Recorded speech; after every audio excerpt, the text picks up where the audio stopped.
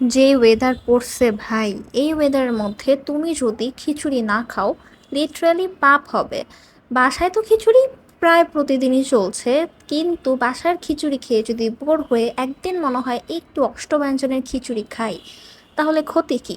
আমার মতো উত্তরাবাসী যারা আছে তাদের জন্য, উত্তরাবাসীর জন্য পারফেক্ট খিচুড়ি প্লেস হচ্ছে উত্তরা অষ্টব্যঞ্জন।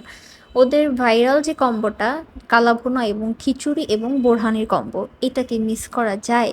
মানে এই ওয়েদার, তার মধ্যে চোখের সামনে এরকম একটা কম্বো, তার মধ্যে নাকে যদি ঘ্রাণ আসে তাহলে কি আর লোভ সামলায় থাকা যায়? তো আমি আর লোভ সামলাতে না পেরে ফাইনালি চলে গিয়েছি অষ্টব্যঞ্জনের এই সুন্দর মজাদার কালাভুনা খাওয়ার জন্য।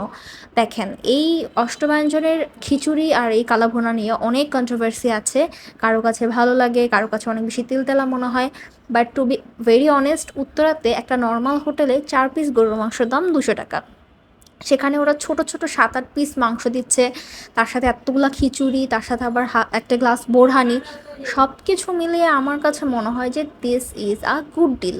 পাশাপাশি আপনি এত সুন্দর একটা এসি অ্যাম্বিয়েন্সের মধ্যে বসে খাবেন, সালাদ যত ইচ্ছা ততবার নিতে পারবেন।